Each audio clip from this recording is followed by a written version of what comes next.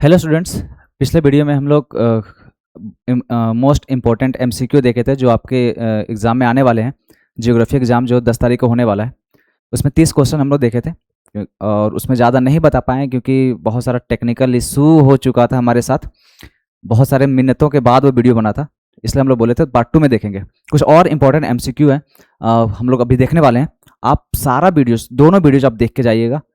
सिर्फ एक बार देख लीजिए, सिर्फ एक बार गो थ्रू कर लीजिए, ताकि वहाँ जब क्वेश्चन आएगा तो आप एक बार बस देख के क्लिक कर सकें, उसको टिक आउट कर सकें। ठीक है, स्टार्ट करते हैं हम लोग क्वेश्चन नंबर 1 से। पहला क्वेश्चन, मानव भूगोल का मुख्य अध्ययन विषय क्या है? मानव भूगोल क्या होता है? जो मानव और पर्यावरण के बीच संबंधों का अध्ययन बताता है हमारा मानव भूगोल। ठीक है, तो इसलिए इसका आंसर क्या हो जाएगा आपका? सी नंबर, मानव और पर्यावरण के बीच संबंध। सेकंड क्वेश्चन के देखते हैं हम लोग। मानव भूगोल के जनक माने जाते हैं। मानव भूगोल के जनक कौन माने जाते हैं? अगर सिर्फ भूगोल का पिता पूछ ले कि भूगोल शब्द पहले किसने दिया था, तो वो था इरेटोस्थेनिस, जो हम लोग पिछले वीडियो में भी देखे थे हम लोग, इरेटोस्थेनिस ने। ठीक है, वो सब क्वेश्चन इस वीडियो में नहीं आएंगे। ठीक है, शुरुआत में एक दो क्वेश्चन स्टार्ट करने के लिए हम लोग डाले हुए हैं, बाकी बहुत सारे इंपॉर्टेंट और यूनिक क्वेश्चन आएंगे। तो मानव भूगोल के जनक कौन आएंगे इसमें? रेटजल। थर्ड क्वेश्चन की ओर आते हैं हम लोग। पर्यावरण नियतिवाद के अनुसार इनमें से कौन सा ऑप्शन सही है? ठीक है, पर्यावरण नियतिवाद के अनुसार तो मानव प्रकृति को नियंत्रित करता है, कि प्रकृति मानव को नियंत्रित करता है, या तकनीकी सर्वोपरि, या मानव पूर्णतः स्वतंत्र है। हम लोग 3 विचारधारा देखे थे, पर्यावरण निश्चयवाद, संभववाद और नव निश्चयवाद। ठीक है, पर्यावरण निश्चयवाद में क्या था कि प्रकृति मानव को कंट्रोल करता था। संभववाद में क्या था? मानव प्रकृति को कंट्रोल करने लगा। क्यों? क्योंकि टेक्नोलॉजी बहुत ज्यादा विकसित हो चुका था। और नव निश्चयवाद में दोनों लेके चलना था। तो पूछ रहा पर्यावरण निश्चयवाद है, मतलब शुरुआती स्टेज में, तो वो क्या था? तो प्रकृति क्या करता था? मानव को नियंत्रित करता था। इसलिए इसका answer B number. Question number next आते हैं हम लोग। संभववाद का प्रतिपादन किसने दिया था? मतलब संभववाद किसने स्टार्ट किया था सबसे पहले? ठीक है, तो ये स्टार्ट किया था विडाल डिला ब्लास। इसका पूरा नाम विडाल डिला ब्लास है। बहुत जगह आपको लुसियन फेब्रे भी देखने को मिलेगा। ठीक है, ये जो संभववाद जो विचारधारा है, ये सबसे पहले लेके आए थे विडाल डिला ब्लास ने। ठीक है, जिसको फेमस किए, ठीक है, वो किए थे लुसियन फेब्रे। इसलिए आपको ब्लास भी और कभी लुसियन फेब्रे भी आंसर देखने को मिलेगा। दोनों नहीं रहेगा, एक ही रहेगा। मानव विकास सूचकांक का आधार क्या है? मानव विकास सूचकांक का आधार क्या है? ठीक है, तो मानव विकास सूचकांक 3 आयामों पे डिपेंड करता है, वो शिक्षा भी, आय भी और स्वास्थ्य भी। इसलिए इसका आंसर तीनों, ए नंबर। नेक्स्ट क्वेश्चन, मानव विकास रिपोर्ट कौन प्रकाशित करता है? मानव विकास रिपोर्ट कौन प्रकाशित करता है? ठीक है, तो मानव विकास रिपोर्ट जो प्रकाशित करता है वो करता है UNDP, United Nation Development Programme. ठीक है, और इसके अनुसार से प्रथम देश जो है वो है अभी स्विट्जरलैंड। ठीक है, ये जो मानव विकास में जो प्रथम देश आता है वो आता है स्विट्जरलैंड, नॉर्वे और आइसलैंड। ठीक है, ये तीनों देश आपस में ही मिल बांट के नंबर 1 रहते हैं। ठीक है, तो ऑप्शन में जो भी रहेगा आप वही आंसर मारिएगा। ठीक है, तीनों में से कोई एक ही रहेगा। ठीक है, तो अभी हिसाब से स्विट्जरलैंड। आपको बताना है भारत का रैंक क्या है। ठीक है, भारत का रैंक क्या है इस मानव विकास रिपोर्ट के अनुसार से? नेक्स्ट क्वेश्चन है, विश्व में सर्वाधिक जनसंख्या वाला देश कौन सा है? ठीक है, तो कौन सा है सर्वाधिक जनसंख्या? हम जान रहे हैं कि अभी हाल ही में रिपोर्ट में आया था कि सर्वाधिक जनसंख्या किसमें है? भारत। सर्वाधिक जनसंख्या किसमें, किसके पास है? भारत के पास है। चीन ऑप्शन में आपका नहीं रहेगा, एक ही ऑप्शन देगा, या तो भारत या तो चीन। ठीक है, तो ऑप्शन हमेशा भारत। नेक्स्ट क्वेश्चन, जनसंख्या घनत्व से तात्पर्य क्या है?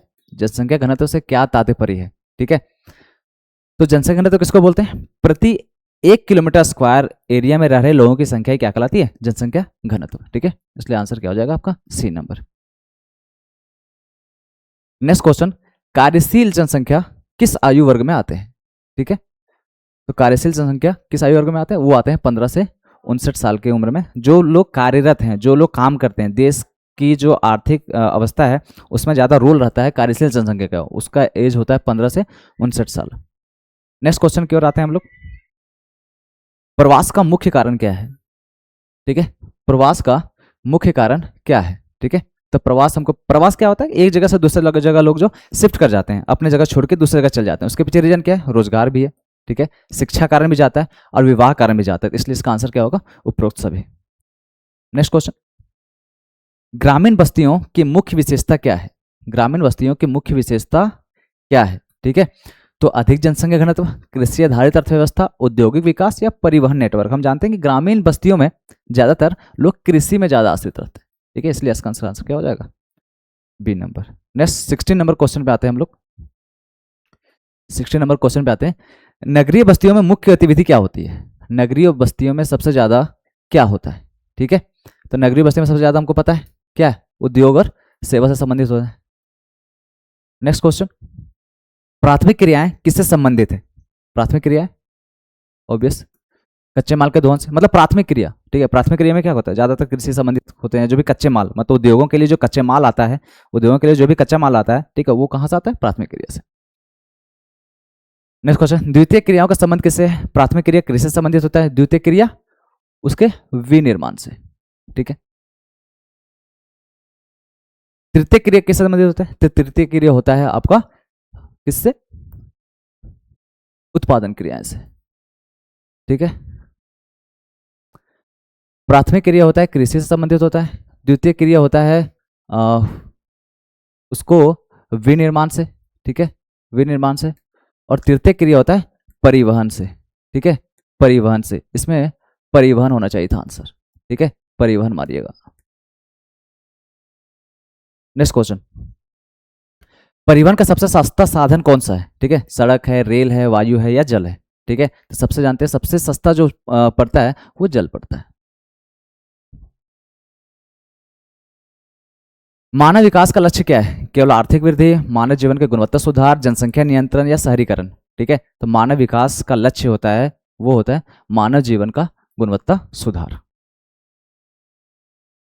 विकसित देशों की प्रमुख विशेषता क्या है? विकसित देशों की प्रमुख विशेषता क्या होती है? ठीक है, किसी कोई भी देश अगर बहुत विकसित है, इसका मतलब वहां पे मानव विकास क्या होगा? बहुत ही ज्यादा उच्च होगा। ठीक है, विकासशील देशों में सामान्यतः क्या पाया जाता है? उच्च जीवन प्रत्याशा। अगर विकासशील देश है तो जीवन प्रत्याशा वहां उच्च हो ही नहीं सकता, वहां पे क्या होगा? जनसंख्या वृद्धि बहुत ज्यादा होगा। ठीक है, जैसे भारत विकासशील देश है तो जनसंख्या वृद्धि यहाँ पे क्या है? बहुत ही ज्यादा। यदि किसी देश में जनसंख्या पिरामिड का आधार संकरा और मध्य भाग चौड़ा हो तो यह क्या दर्शाता है ना? ये अगर संकरा हो, ठीक है, हम लोग जनसंख्या पिरामिड में देखे थे। ठीक है, ये घंटी के आकार का जो बनता है, ठीक है, वो क्या बताता है? वो बताता है अस्थिर या घटती जनसंख्या। और ये जो अवस्था होता है, ये अवस्था होता है विकसित देशों का, जैसे जापान हो गया, अमेरिका हो गया, ये सब देशों का।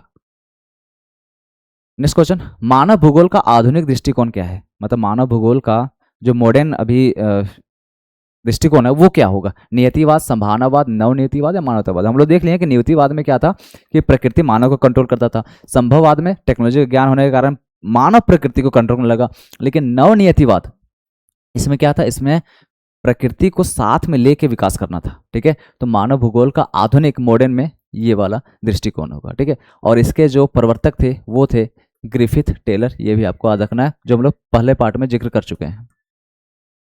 ठीक है, नेक्स्ट क्वेश्चन पे आते हैं हम लोग।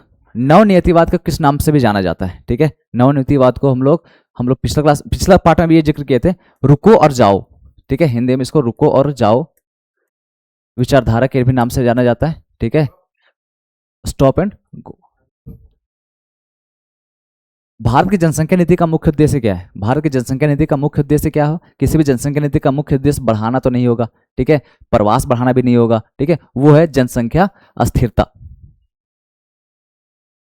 मानव भूगोल सामाजिक विज्ञान है क्योंकि, मानव भूगोल सामाजिक विज्ञान है क्योंकि यह मानव समाज का क्या करता है? अध्ययन करता है।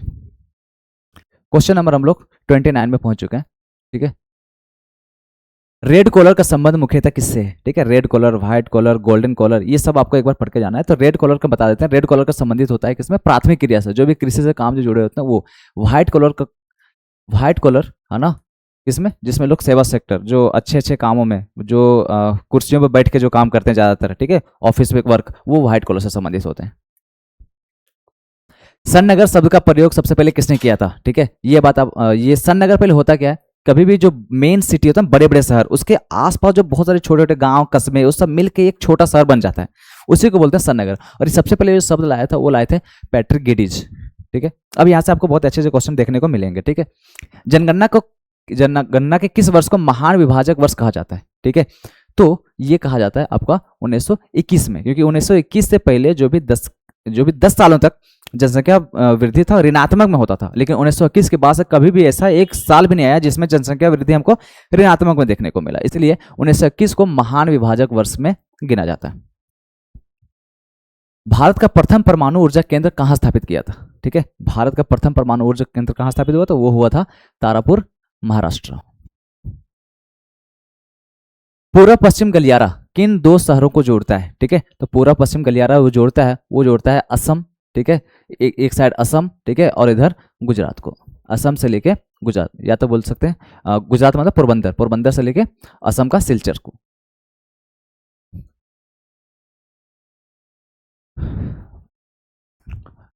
नेक्स्ट क्वेश्चन, काकरापारा किस राज्य में स्थित है? ठीक है, आप जानते होंगे काकरापारा जो जगह है वो नाभिकीय ऊर्जा संयंत्र से संबंधित, परमाणु ऊर्जा संयंत्र से संबंधित है, और ये है आपका गुजरात में।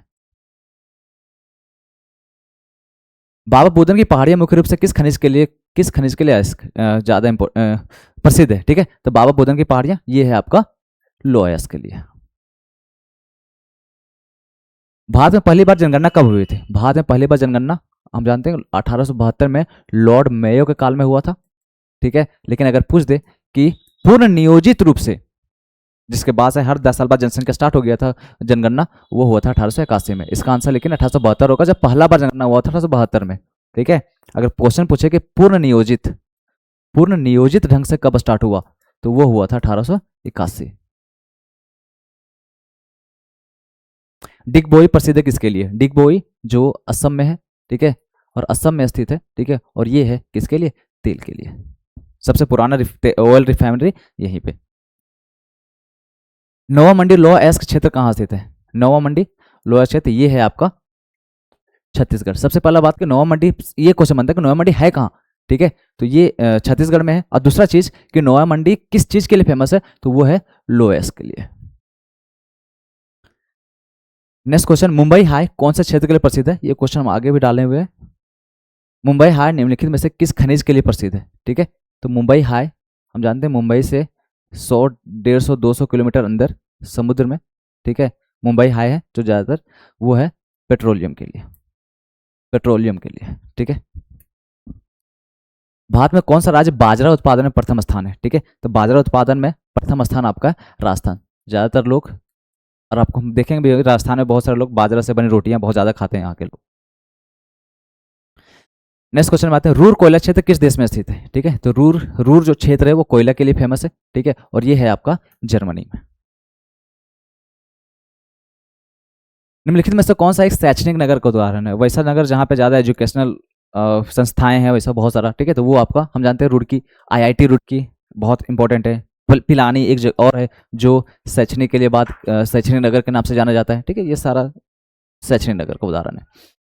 बेलाडीला लौह अयस्क खान भारत के किस राज्य में स्थित है? बेलाडीला, सबसे पहला चीज कि बेलाडीला फेमस किसके लिए? तो वो है लौह अयस्क के लिए, ठीक है, वो है लौह अयस्क के लिए, ठीक है, और कहाँ पे स्थित है? तो वो है मध्य प्रदेश में। हरियाली परियोजना का संबंध मुख्य रूप से किससे है? ठीक है, हरियाली, ठीक है, ये बहुत ही इंपॉर्टेंट क्वेश्चन है।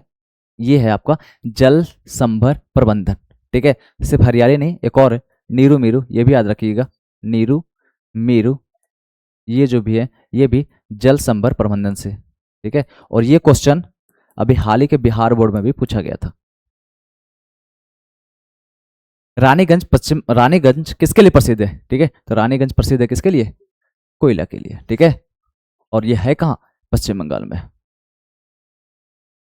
व्हाइट कॉलर श्रमिक किस क्षेत्र से संबंधित है? ठीक है, अभी हम लोग जिक्र कर चुके थे कि जो भी सेवा क्षेत्र है ना, आराम से कुर्सी पर बैठ कर जो काम करते हैं लोग, ठीक है, व्हाइट कॉलर वाले लोग, ठीक है, वो व्हाइट कॉलर में। रेड कॉलर, ठीक है, रेड कॉलर जो संबंधित है वो था प्राथमिक क्षेत्र से, ठीक है, कृषि वगैरह जो काम करते हैं, लेबर जो काम करते हैं, वो रेड कॉलर जॉब के अंतर्गत आते हैं, ठीक है। आज तो ये सब आपके इंपॉर्टेंट MCQ क्वेश्चन थे, ठीक है, आशा करता हूँ मैं आप यहाँ तक देखे होंगे वीडियो, ठीक है, और आप इसी तरह से एक बार पहला पार्ट दूसरा पार्ट पूरा अच्छे से देख लीजिए, ठीक है, उसके बाद एग्जाम में बैठिए, क्वेश्चन मिलेंगे जरूर, ठीक है। धन्यवाद।